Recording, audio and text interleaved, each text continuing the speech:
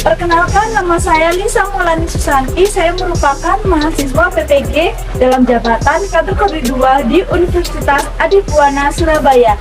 Kali ini saya akan melakukan praktek konseling individual dengan teknik SRGD. Selamat menyaksikan.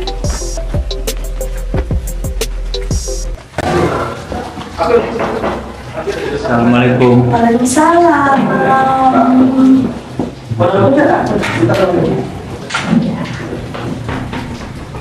Gimana kabarnya? Alhamdulillah sehat.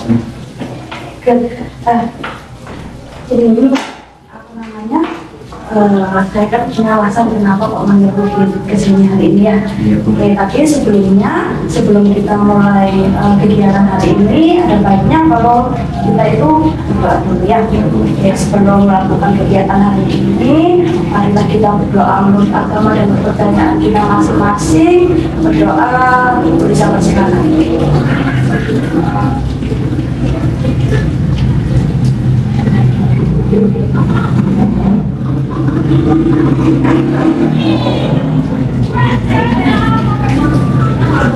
Selesai.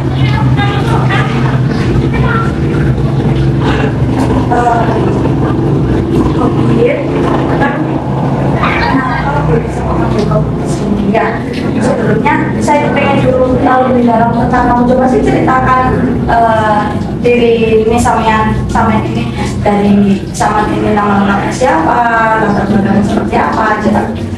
Perkenalkan, Bu, nama saya Maulana Roti Bagi Sanpat. Saya dari Desa Selorok, Kecamatan Kromengan. Ya.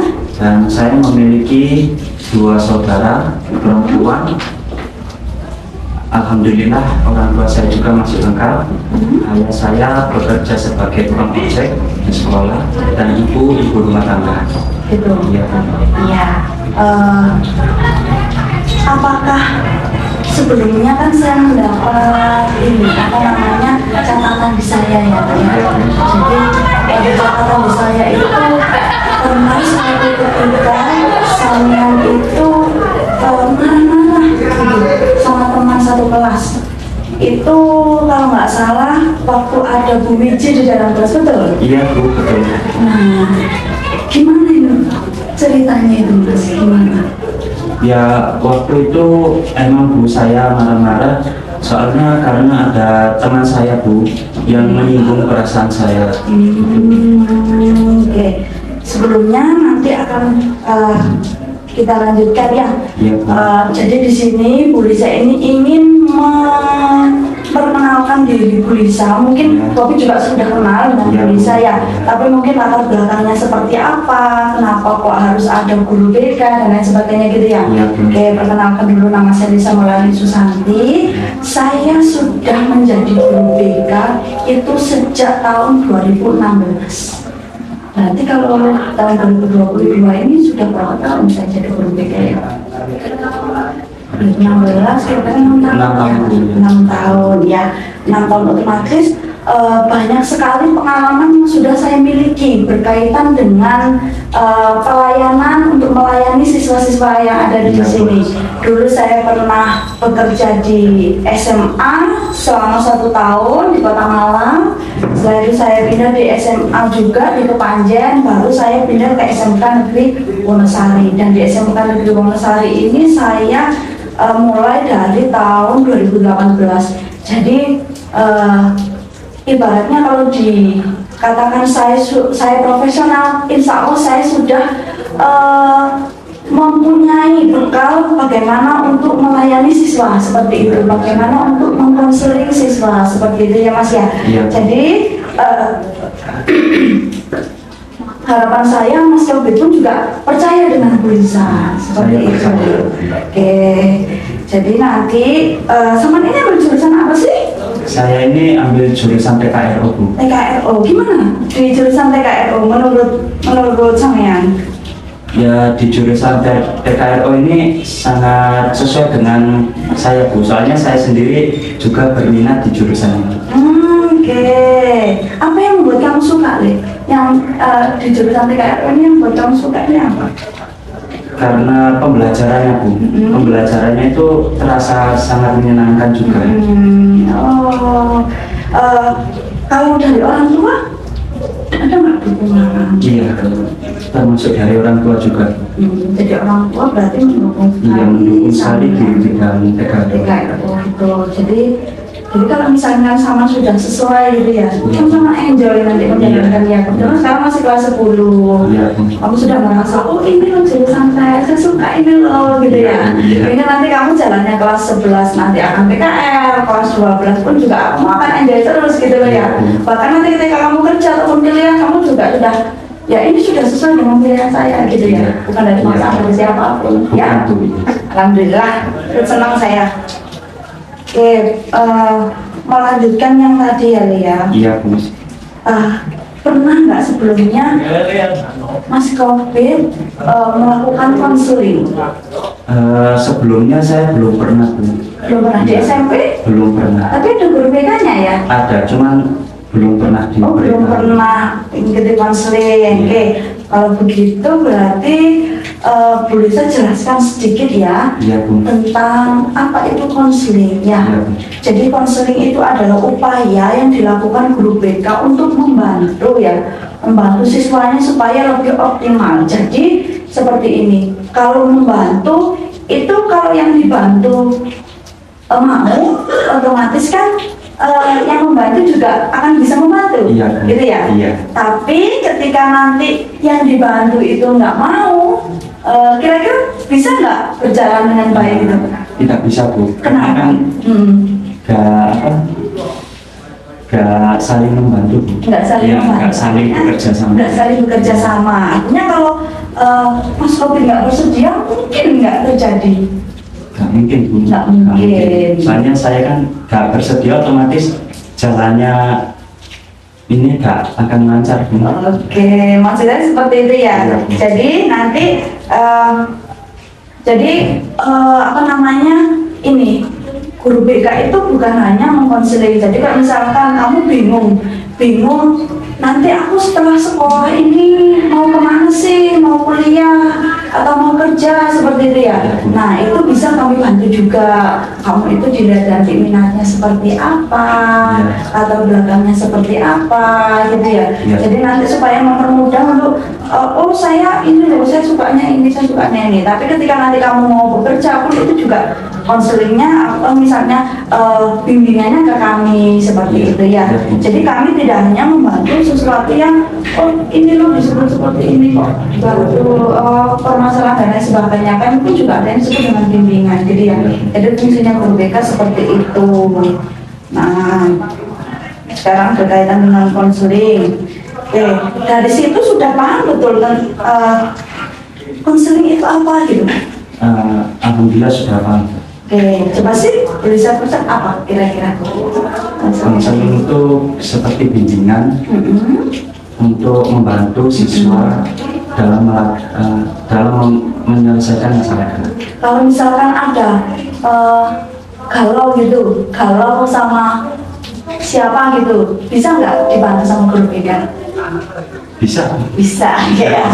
Dan masalah apapun ya, masalah apapun yang berkaitan dengan siswa. Kalau misalkan siswa merasa ini saya perlu menyelesaikan tapi saya bingung, langsung datang ke guru BK ya. Berarti kan gitu kan ya, bukan hanya masalah-masalah tentang sekolah, tapi masalah perasaan ya. Di BK itu ada permasalahan pribadi, juga masuk sosial, karir, itu juga masuk ke ranah kami seperti itu ya. Oke. Dari sini berarti Mas Covid sudah paham, oh ini konseling itu apa ya? Sudah paham, Bu. Sekarang tak lanjutkan, selama sesi konseling nanti semua yang diceritakan oleh Mas Covid nanti itu merupakan rahasia. Jadi Bu Lisa itu punya yang namanya kode etik ya. Ketika nanti yang diceritakan konseling itu saya sampaikan kepada orang lain, berarti saya menyalahi kode etik. Nah itu ada yang namanya asas kerahasiaan. Jadi saya benar-benar tidak boleh ya menyampaikan apapun yang diceritakan konseling itu kepada siapapun ya. Itu murni harus menjadi rahasia bagi saya. Seperti itu merupakan asas kerahasiaan. Oke, di sini juga ada asas kegiatan. Jadi selama proses konseling ya Mas ya. Iya, Bu. Yang aktif bukan Bu Lisa. Iya. Iya. Iya. Nah itu bukan gelisah, Iya. tapi sama juga, Iya, ya kan. iya. Jadi kalau misalkan saya apa yang aktif itu bukan konseling namanya, Iya. itu apa ya namanya, memberikan materi. Iya. Nah, memberikan materi. Kalau seperti itu kan bukan konseling lagi. Nah kalau konseling itu kita berdua sama aktif melakukan kegiatan ini, sama aktif menceritakan apapun seperti itu ya. Iya, benar. Nah seperti itu asas kegiatannya.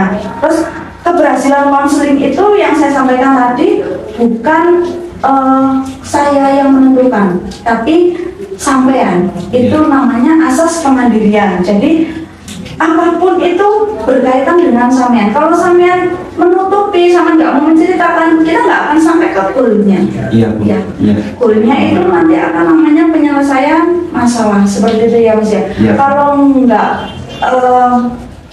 sampean, aduh, saya takut nanti tak gini tak tutupi dan lain sebagainya, ya otomatis saya nggak akan mungkin bisa bantu ya. Iya. Tuh. Iya, Bu. Terus itu yang dinamakan dengan asas kemandirian seperti itu. Jadi saman itu juga harus memandirikan diri saman untuk menyelesaikan suatu masalah, tapi dibantu dengan Bulisa sebagai nanti jembatannya menurut harus begini ini loh. Nah, dan itu nanti ada teknik-tekniknya, tidak sembarangan. Kalau misalkan saya memberikan konseling itu saya tidak sembarangan, pasti saya menggunakan beberapa teknik yang harus saya lakukan untuk penyelesaian masalahnya seperti itu ya Mas ya. Iya. Oke, nah setelah itu harus ada juga yang dinamakan keterbukaan, ya itu ada di asas keterbukaan. Jadi saman itu ya wes kalau misalnya saman memutuskan untuk cerita ke saya ya, Iya. otomatis saman harus terbuka dengan saya ya, Iya. gitu. Jadi banyak sekali asasnya, Bu ya. BK ini. Iya, ya karena itu berkaitan dengan kode etik kami. Jadi kamu nggak boleh sembarangan dalam memberikan konseling gitu loh, Le. Iya, Ya. iya. Ya seperti itu. Jadi kalau misalnya banyak, ya harus banyak ya. Iya. Karena kan kamu mau nggak ketika kamu cerita terus saya ngobrol ke orang lain menceritakan ceritamu? Nggak mau, Bu. Nggak mau, kan? Gitu Iya. kan? Iya. Rahasia. Iya. Penting nggak rahasia itu buat Penting sekali, Bu. penting sekali. Makanya, hari ini kita akan menjalankan sesi konselingnya. Itu waktunya 50 menit kira-kira menurut Mas Kopit. Waktu 50 menit itu cukup apa enggak? Insya Allah cukup. Insya Allah cukup ya. Iya. Oke, kita kalau begitu kembali ke permasalahan tadi ya Mas ya. Iya, Bu. Kembali ke tadi yang sesuai dengan catatannya Bu Lisa tadi. Iya. Di mana tadi itu Kopit marah-marah kepada teman di kelas. Iya. Itu karena pesan dari WhatsApp di grup. Ya. Iya, Bu. Apa yang kamu rasakan Mas? Ya, Kok kamu marah-marah? emang saya itu mudah marah-marah, Bu, sebelumnya. Dan saya itu paling anti disinggung. Nah, jadi waktu itu ada teman saya yang menyinggung. Iya. Nah, terus saya marah-marah ke teman saya. Nah, menyinggungnya seperti apa? Ya, menyinggungnya seperti kayak ngomongin gitu loh, Bu. Kamu merasa seperti Iya, itu? merasa seperti itu. Yang kamu rasakan ini apa? Pegel? Pegel, Bu, iya. Pegel banget gitu? Iya, soalnya kan saya juga suka sekali marah-marah gitu loh. Oh gitu, Iya. kamu suka sekali marah-marah ya? Iya, Bu. Dan kebetulan itu kok ya pas ada Duici gitu loh ya Iya, Bu, kan? iya. Kan itu ada gurunya, posisinya kamu kok marah-marah, kayak nggak bisa ditahan tah? Saya di situ masih belum bisa mengendalikan emosional saya. Jadi sehingga saya waktu seseorang yang menyinggung, saya langsung Gitu. memanas. Iya. Langsung memanas gitu. Iya. Oke. Apakah dulu-dulunya pernah terjadi kok kamu orangnya kok badanmu marah-marah gitu loh? Pernah, Bu. Gimana? Dulu itu waktu TK, Bu, ya, saya pernah memukul teman saya. Ya, terus saya dipindahkan ke sekolah. Di sekolah. Iya. Oke. Terus masuk SD. Nah, di SD itu saya pernah mencaci maki teman saya juga. Mencaci maki. Iya. Berarti kamu Iya, berkata kasar. Iya, Terus iya, sama iya. memukul juga, Bu. Memukul ya. menarik. Iya, terus akhirnya dipindahkan lagi ke sekolah lain. Terus yang di SMP Ya. itu saya pernah, nah kalau yang di SMP ini masalahnya malah sama guru. Bu. Sama guru. Iya sama guru. Waktu itu Oke. saya itu dituduh salah, Bu. Mm-mm. Nah, berhubung saya belum bisa mengendalikan emosi, di samping saya ada batu, Iya. saya lempar guru itu pakai batu, Bu. Kamu lempar guru Iya, iya. Terus itu gimana terus? guru itu marah-marah, dia menghampiri saya. Nah, saya dipukul. Akhirnya saya balas mukul lagi, Bu. Harus mukul lagi. Iya, nah di situ sampai ke ranah hukum, Bu. Tapi berhubung masih siswa, saya damai. Akhirnya Ya, damai. damai sama orang tua juga. Sama orang Iya. tuanya ya. Gitu. Iya, Bu. Jadi TK ya. TK. TK memukul Memukul teman. Setelah itu SD mencaci maki nih, Iya. memukul juga. Iya, memukul juga. Berarti TK ini pindah. Iya, pindah. Terus SD pindah Pindah juga. juga. Untung sampai lulus ya. Iya, Bu. Sampai SMK ya. Iya. Oke. Terus SMP ini malah dengan guru. Iya, malah dengan guru. Semester berapa ini nih? Itu kelas 3 semester awal, Bu. Oh gitu, sudah kelas 3 ini Iya, kelas 3, Bu. Akhirnya pindah juga. Sebenarnya waktu itu mau dikeluarkan, Bu. Nah, berhubung orang tua saya memohon biar dipindahkan saja, akhirnya sama guru disetujui dipindahkan. Akhirnya pindah sekolah Iya, juga. iya. Oke, dari yang sudah Mas Kobit sampaikan ya, diceritakan itu tadi Iya. TK, SD. SD, SMP, bahkan ini baru masuk SMK Iya. ya. Iya. Baru masuk SMK ini yang saya tahu sampean mencaci maki teman sampean gitu Iya, ya. Bu. Oke, kalau saya identifikasi masalah ini sepertinya kamu memiliki perilaku agresif. Iya, Bu. Iya. Iya, sangat Kamu agresif. seperti apa yang kamu rasakan dulu sih?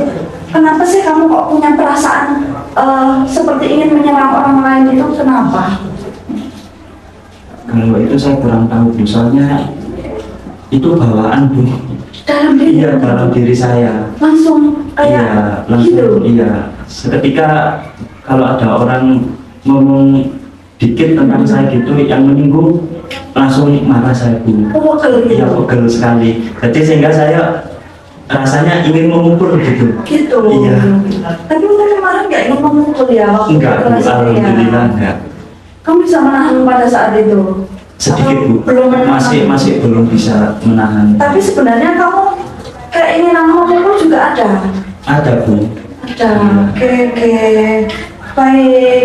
Jadi yang kamu tampilkan, yang kamu ini tunjukkan itu sangat apa ya, condong ke perilaku agresif gitu loh Mas, ya Iya, kan? Bu, iya. Ya, jadi kalau bisa saya identifikasi permasalahan yang sama alami ini, kamu sedang mengalami perilaku agresif di mana kamu merasa ketika ada yang menyinggung ya, Iya, Bu. atau mungkin menyakiti, Iya. seperti itu. Kamu memiliki dorongan yang kuat, gitu ya, Iya, Bu. untuk menyerang orang lain, gitu ya. Iya, iya. Baik fisik, ya kan sudah Iya. tadi sudah sejak kecil Iya, ya. iya. Baik fisik baik fisik maupun verbal, gitu Iya. ya. Baik dengan kamu tuh memukul, juga dengan Kata-kata. kata-kata seperti itu. Iya, Bu. Nah, oke. Kamu baik nggak? Gak baik, sangat gak baik, Bu. Gitu ya. Oke, sebelum masuk ke nanti kita merumuskan tujuan, saya kasih video dulu ya. Jadi nanti sampean lihat ini berkaitan dengan permasalahan yang sedang kamu alami. Ini namanya gitu ya. Nanti videonya kita simak bersama-sama.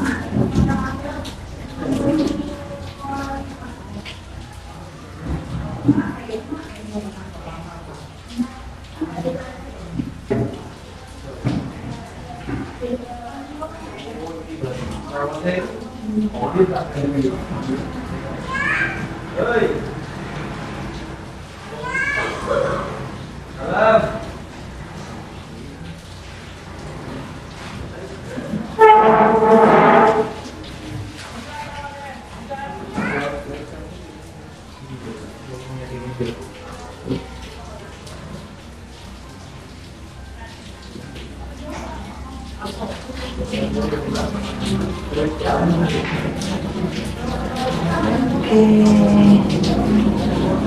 Suaranya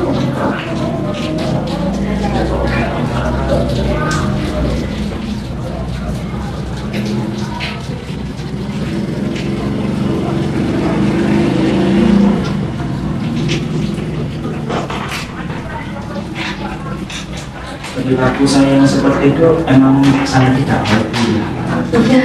iya mas. Ya kan, coba sih kalau dilihat yang Iya, bisa. sangat merugikan orang lain juga merugikan saya juga. Lah iya, makanya. Makanya berusaha kaget gitu loh. Iya. Kayak gitu.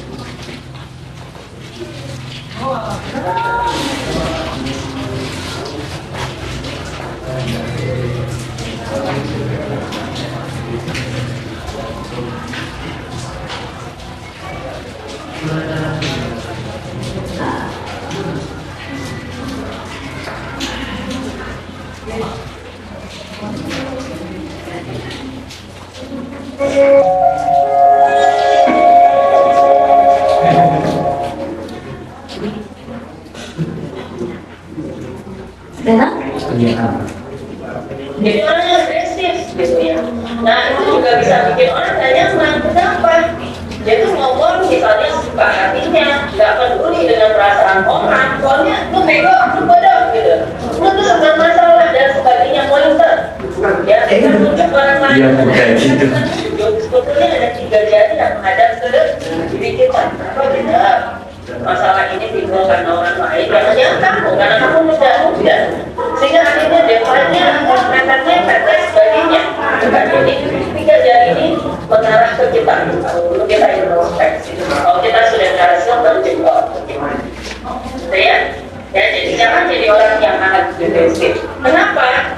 Karena orang yang agresif ini ya bisa bikin gak nyaman gitu ya, karena mereka itu terlalu menyebar gitu ya, mengekspresikan pikiran, keyakinan nggak bijaksana, bahkan berlebihan dan juga mengabaikan hak orang lain gitu. Jadi yang diharapkan teman-teman ini juga harus dihindari ya, sikap agresif itu biasanya adalah salah satu, kalau saya selalu ngomongnya ini, orang yang agresif, orang yang pemarah sebetulnya percaya diri dia juga kurang.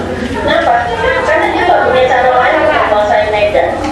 Dia ingin mendominasi kontrol. Sebetulnya kalau usaha kita mendominasi kontrol. Udah ada juga orang bersikap agresif menghindari tanggung jawab. Jadi diri rendah, yang marah, menekan pihak lain agar tunduk. Kan berarti dia punya powernya tinggi, tapi dia sendiri secara power inner powernya masih kurang. Terus sebagai reaksi atas sikap agresif orang lain. Nah berarti ini ada orang yang cenderung reaktif. Itu saya tidak sarankan ini dijalankan. Ya kenapa? Karena orang lain jadi defensif, bisa mancing emosi, mancing konflik, kehilangan kawan, ya bahkan mempengaruhi pekerjaan. Lalu sudah jadi kehilangan kesempatan untuk meningkatkan karirnya, gitu kan. Dan hal lain lagi, agresif ini ya hilang rasa hormat dari orang lain.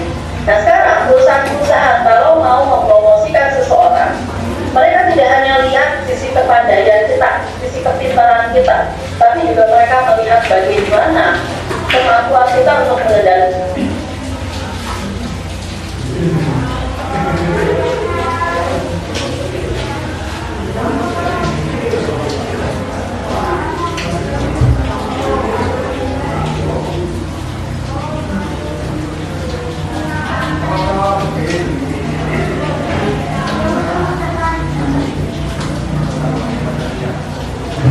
itu kan berarti dia tuh net powernya tinggi, tapi dia sendiri secara power inner powernya masih kurang. Gitu kan. Terus sebagai reaksi atas sikap agresif orang lain. Nah berarti ini ada orang yang cenderung reaktif. Gitu. Saya tidak sarankan ini dijalankan. Ya kenapa? Karena orang lain jadi defensif, bisa mancing emosi, mancing konflik, kehilangan kawan, ya bahkan mempengaruhi pekerjaan. Lalu bisa jadi kehilangan kesempatan untuk meningkat karirnya, gitu kan. Dan hal lain lagi, agresif ini ya hilang rasa hormat dari orang lain.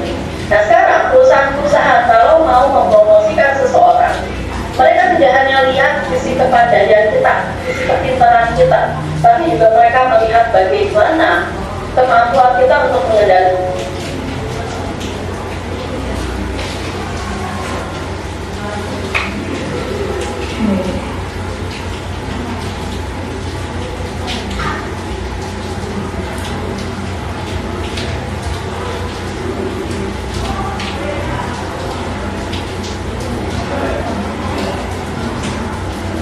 Amin ya.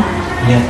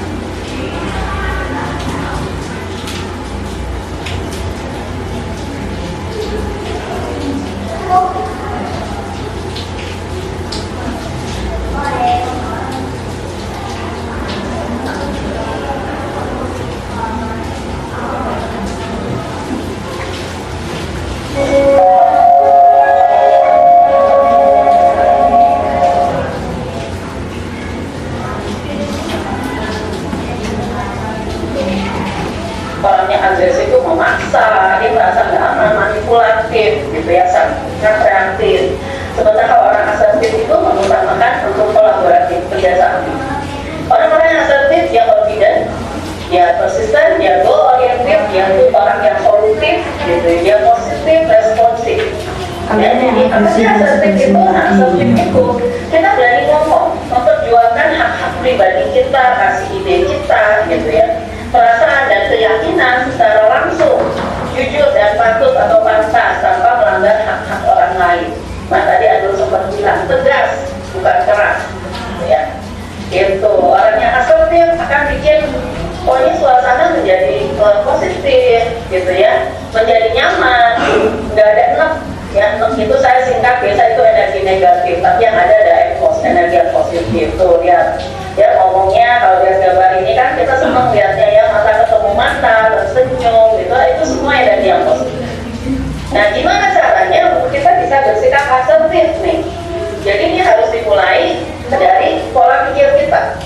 Ya kita harus mikir yang positif, mikir yang benar. Semua yang indah, semua pokoknya yang indah-indah yang kita pikirin. Jangan selalu seujung sama orang. Ya karena seujung sama orang akhirnya enak juga energi negatif, gitu ya. Nah, kalau pola pikir kita udah benar, ya kita juga perhatikan apa yang kita omongin. Jadi, yang pertama think right, yang kedua adalah saying right. Ya, gimana cara kita ngomong sesuatu, gitu ya. Walaupun itu istilahnya sesuatu yang sensitif, tetapi kalau cara kita menyampaikannya bagus, itu biasanya efeknya akan jadi positif. Gitu. Dan kemudian behave right, jadi perilaku kita, bagaimana kita memperlakukan orang-orang di sekitar kita. Kalau di perusahaan kita ada penilaian 360 ya, 360 derajat. Nah itu tuh menilai bagaimana perilaku kita, interaksi kita dengan atasan, dengan rekan selevel, dengan yang di bawah, bahkan termasuk dengan customer eksternal kita itu dilihat. Jadi Ya, kita sudah menemukan permasalahan COVID ini adalah perilaku agresif ya. Sudah kita sekarang kita coba merumuskan kan tujuannya. Tujuan dari konseling tadi untuk membantu sampean untuk menyelesaikan permasalahan ini, ya.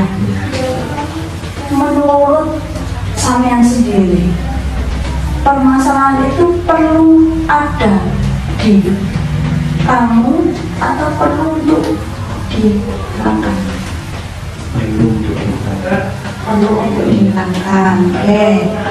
Jadi tujuan konseling kita hari ini adalah, ya, tujuan konseling kita hari ini adalah untuk menghilangkan apa? Untuk mengurangi apa? Mengurangi keagresivan saya. Mengurangi perilaku agresif yang kamu alami, seperti itu ya. Sudah punya gambaran apa yang akan kita lakukan nanti? Tujuannya adalah untuk mengurangi. Oke. Berarti kita sudah bisa saya dan Bobet sudah merumuskan tujuannya bagaimana perilaku agresif tadi supaya berkurang, ya. Jadi saya tetapkan sekarang, saya ingin menggunakan strategi yang disebut dengan solution focus brief therapy, ya. Jadi solution fokus brief therapy itu adalah teknik konseling yang nanti saya gunakan untuk supaya sampean itu mampu melihat solusi dari itu tadi, solusi dari permasalahan itu tadi loh, ya. Gimana sih nanti saya itu harusnya seperti apa gitu, nanti akan Mas Bobi temukan dengan teknik SFBD itu tadi, ya. Ya sudah tahu berarti ya gambaran teknik SFBD-nya seperti itu. Itu adalah teknik yang saya pilih untuk menyelesaikan permasalahan ini. Setelah itu saya beri contohnya. Jadi nanti ada beberapa pertanyaan. Jadi teknik ini memang apa namanya menggunakan keterampilan berbahasa, ya. Jadi nanti mungkin akan ada beberapa pertanyaan yang akan saya ajukan kepada sampean. Jadi nanti sampean tinggal mengikuti aja ketika. Jadi contoh ya, saya berikan contoh pertanyaan yang ada pada teknik SFBD ini. Jadi seperti ini. Tapi ini tidak berkaitan dengan masalahmu dulu. Saya berikan contohnya gini. Andaikan kamu diberi rentangan angka, ya, rentangan angka dari 1 sampai dengan 10, seberapa angka berapa yang akan kamu pilih untuk menjadi siswa teladan di SMK Negeri Wonosari? Misalkan sampai menjawabnya 7 atau 8 atau 10, itu kan angka di mana angka yang besar. Otomatis itu kan sesuai dengan pernyataan saya. Kalau pernyataan saya kan seberapa anak mobil kepingin jadi siswa teladan. Kalau sama memilih angka yang besar, otomatis kamu memiliki, saya ingin menjadi seperti itu sesuai dengan pernyataan saya, ya, itu. Tapi kalau misalnya kamu memilih angka yang kecil, otomatis kamu tidak cenderung dengan pernyataan saya, ya, tidak menyetujui atau tidak seperti itu, ya. Ada banyak kemungkinan kenapa kamu kok memilih angka yang kecil seperti itu. Coba sih kalau misalkan saya beri contoh, saya coba ya. Seberapa besar, ya, kalau misalkan rentangannya ini dari angka 1 sampai dengan 10, berapa angka yang Nak Robert pilih untuk membolos di sekolah, misalkan? Untuk membolos satu. Wah, otomatis COVID, ya, sampean sendiri tidak ingin membolos, ya kan? Ya, maksudnya seperti itu, paham ya? Itu adalah contoh satu contoh pertanyaan yang mungkin nanti akan saya ajukan, ya. Oke, sekarang kita sudah merumuskan tujuannya. saya sudah memilih untuk menggunakan teknik SBD yang sudah saya jelaskan tadi ya, Iya, Bu. dan sudah saya contohkan kepada COVID Iya. tadi. Apakah sekarang kita sudah mulai bisa untuk masuk ke sesi ini, inti dari konseling kita? Iya, Sudah ya? Saya siap. Oke, tadi kita juga sudah latihan tekniknya. Iya, Bu. Oke, berkaitan dengan perilaku agresif yang Samian alami selama ini. Iya, Bu. Berapa besar angka 1 sampai dengan 10 yang nak lo dipilih untuk menyelesaikan permasalahan ini? 10. 10, oh, 10 ya? Iya, Bu. Sempurna ini. Iya. Oke, kalau 10 sempurna berarti otomatis sampean sangat benar-benar tekad untuk menghilangkan Iya. perilaku ini. Iya. Ya. Sangat dekat. Kenapa?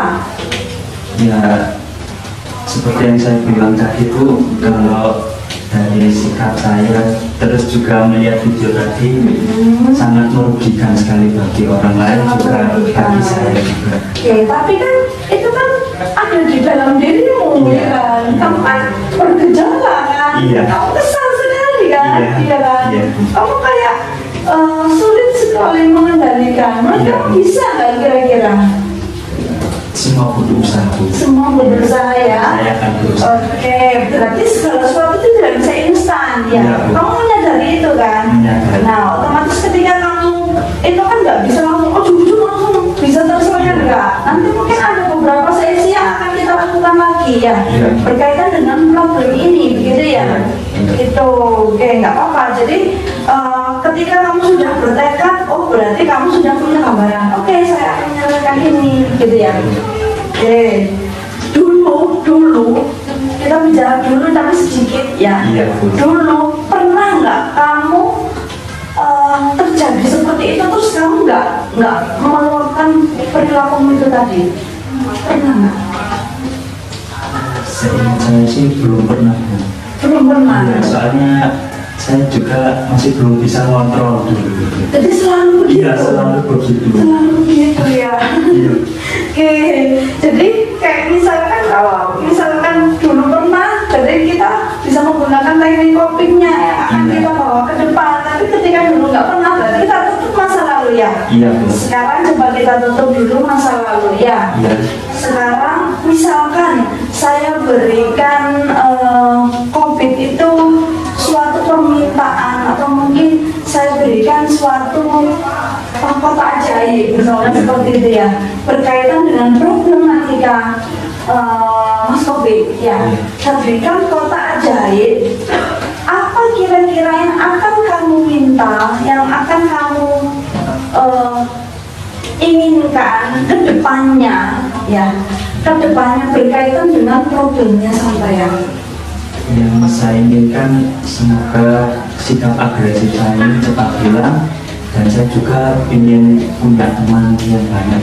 Oke, dengan cara apa? Mungkin dengan cara mengontrol emosi. Mengontrol Iya. emosi. Mengontrol emosi seperti apa? Jadi misalkan Mas, ini saya, kamu tuh jelek, kamu tuh nggak berguna. Ketika ada seperti itu, Mungkin saya bisa menghindarinya Bu, untuk menghindari masalah. berarti menghindari. Iya, menghindari. Berarti kan kita harusnya kan fokusnya ke solusi, ya kan? Solusinya itu seperti apa, ya kan? Iya. Ketika kamu menghindari, berarti kamu belum menemukan solusinya. Berarti kamu menghindar. Iya. Tapi ketika kamu sudah menemukan solusinya itu seperti apa? Coba apa yang mungkin kamu bayangkan ke depannya? Saya mungkin bisa apa itu dengan sabar ya menghadapi teman yang seperti itu.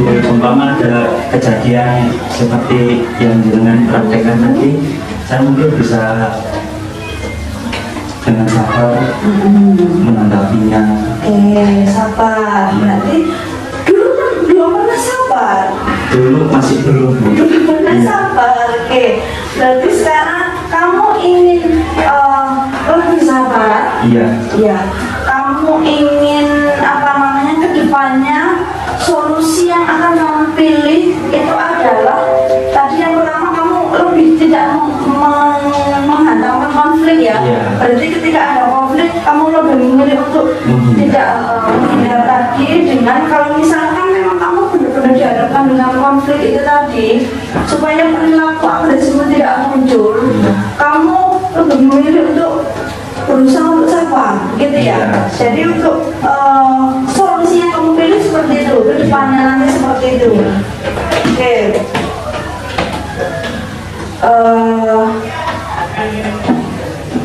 Sulit nggak kira-kira menurut kamu?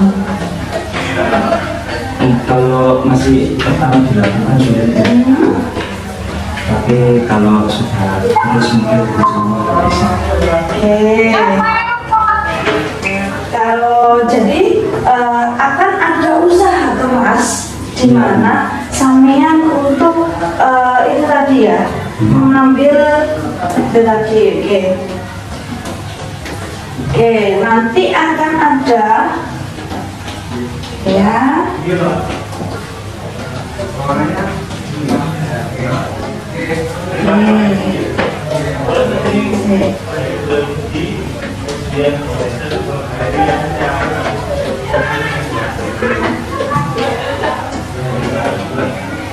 Kira-kira nanti kan ini kan masih pertemuan kita pertama, ya kan? Otomatisnya nanti saya akan cross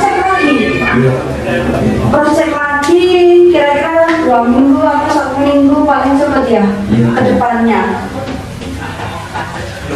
Sekarang kamu yang ada di sini ya, yang ada di depan saya ini mentargetkan kapan kamu akan berusaha untuk memfokuskan dirimu pada solusi itu tadi. Insya Allah mulai keluar dari ruangan budaya. Oke, Opet bilang mulai keluar dari ruangan ya. Iya Bu. Oke, kalau gitu setelah keluar dari ruangan ini, Opet akan berusaha untuk lebih terus Opet akan berusaha untuk tidak masuk ke dalam konflik. Kalau memang itu konfliknya bukan konflikmu ya kan? Iya Bu. Kamu pernah ikut konflik orang lain nggak? Yang sebenarnya bukan konflikmu tapi kamu ikut-ikut gitu? Belum pernah sih Bu. Belum pernah. Oke, jadi ya nggak usah berarti ya, karena kamu tuh punya pengalaman seperti itu. Jadi mending ya nggak usah aja gitu ya. Nggak usah aja. Oke. Setelah kita melakukan teknik SFBT ini, kira-kira sudah punya gambaran kah? Oke. Sudah punya. Oke, kalau begitu saya tetapkan dulu ya asesmennya. Jadi begini, yang sudah kita lakukan tadi ya, sejak awal hingga akhir kita simpulkan permasalahan yang COVID alami tadi apa Mas? Sikap yang terlalu agresif. Jadi perilaku agresif ya. Yang tadi dan ini tadi berjalan, kita sudah berusaha dengan teknik SFBT untuk mencari solusi ya. COVID fokus pada solusinya, gitu ya. Sudah menemukan solusinya seperti itu ya. Nah, setelah itu, setelah COVID mempunyai solusi, ya kan? COVID juga sudah menetapkan kapan saya akan melakukan ini, begitu ya. Sudah ditetapkan seperti itu. Kesimpulannya yang bisa saya simpulkan, jadi permasalahan yang sudah diidentifikasi tadi, perilaku agresifnya kamu sudah kita coba cari solusi dengan menggunakan teknik SFBT tadi. Setelah itu menetapkan waktunya juga setelah nanti keluar dari ruangan konseling ini, COVID akan berusaha untuk bagaimana untuk meredam emosi tidak bentrok dengan kondisi yang bisa menyebabkan konflik emosi gitu ya Mas ya. Iya. Setelah itu Bulisa punya lembar kerja. Jadi coba dibaca dulu dalam hati. Saya beri waktu 1 menit.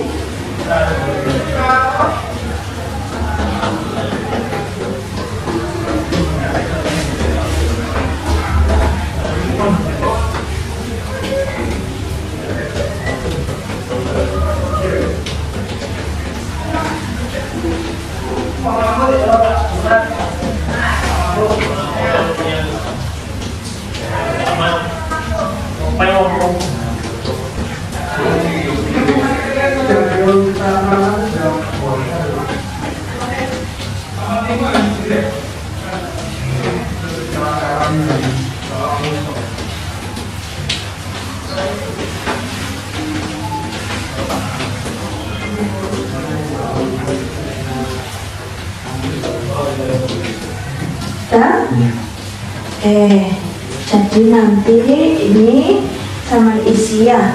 Nanti cara isinya juga sama seperti ini. Ini sudah ada contohnya seperti ini ya, sesuai dengan teknik SFBT. Jadi nanti saya tinggal jawab pertanyaan-pertanyaan yang ada di sini ya. Nah, adakah mungkin yang membuat kamu merasa bingung dari pertanyaan-pertanyaan ini?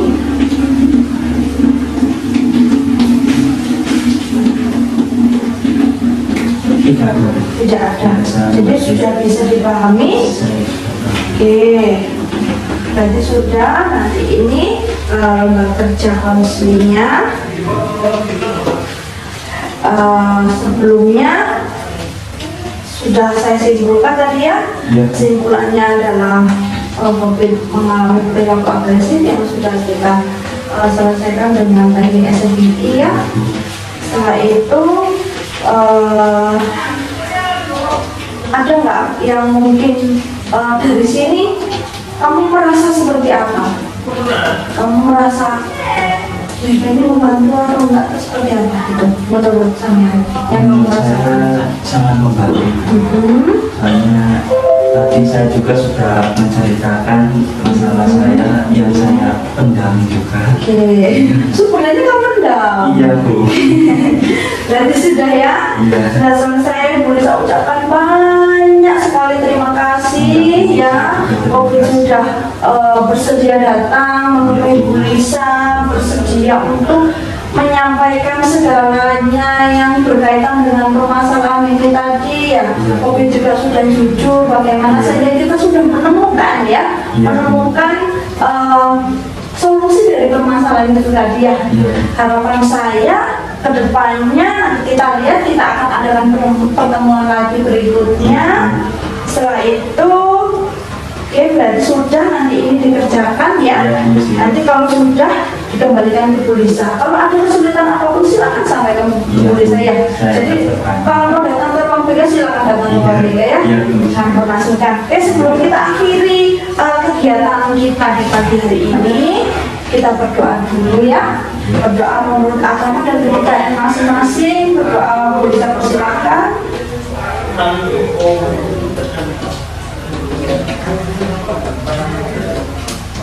Sudah selesai.